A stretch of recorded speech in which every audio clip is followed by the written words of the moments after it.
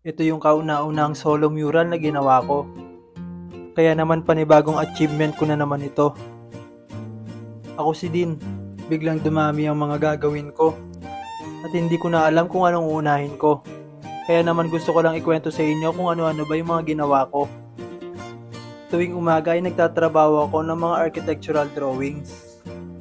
Minsan naman ay inaasikaso ko ang business namin sa pagpiprint.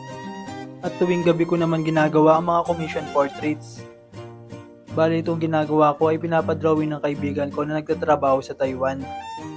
Gagawin niya daw kasi itong pangregalo. Kaya naman shoutout sa kaibigan kong si Luigi. At sa ngayon ay meron akong pinoproblema. Hindi ko pa kasi alam kung saan nagpapadala papunta sa Taiwan. Kaya kung may idea po kayo, baka pwede niyo po akong matulungan. Comment nyo lang po kung saan ako pwedeng magpadala.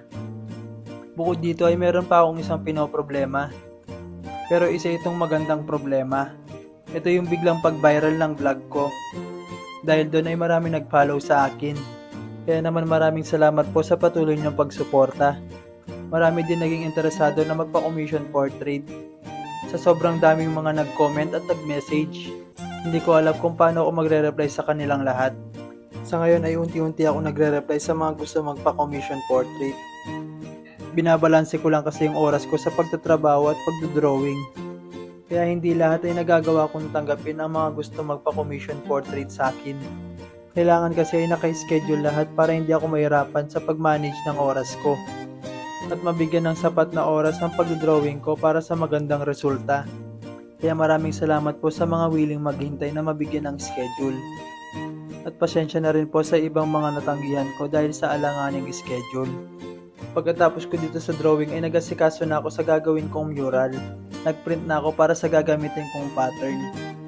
Bumili na rin ako ng mga pintura na gagamitin ko. Pagdating ko sa site ay inayos ko na kaagad yung pwesto kung saan ako magmumural. Pagkatapos ay nilagay ko na yung pattern para kaagad ako makapag-trace. Medyo late na ako nakadating kaya inabot na ako ng gabi sa pag-trace sa tatlong wall. Kinabukasan ay sinimulan ko na kaagad ng pagpipintura. Naglagay muna ako ng base para sa unang layer. Pagkatapos ay nagsimula na ako sa pag-detail.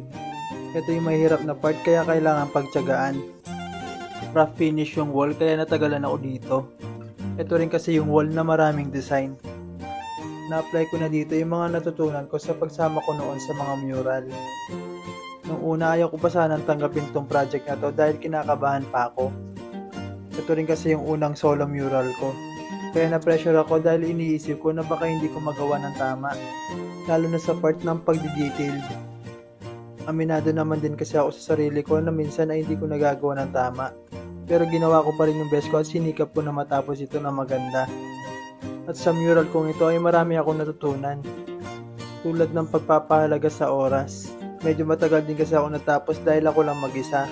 At sinigurado ko na rin kasi na magkaroon to ng magandang resulta. Pagkatapos ay naglagay na ako ng top coat. Dagdag protection na rin kasi to at nagagawa nitong patingkarin yung kulay. Medyo marami yung naging sobra ng pintura dahil nagkamali ako sa pag-estimate ko dito. Pero pwede ko pa naman ito magamit sa mga susunod ko pang mural. At sana nga magkaroon pa ako ng ibang mural. At ito na yung final output. Pakirate naman po kung deserve ko pa pong magkaroon ng susunod na mural.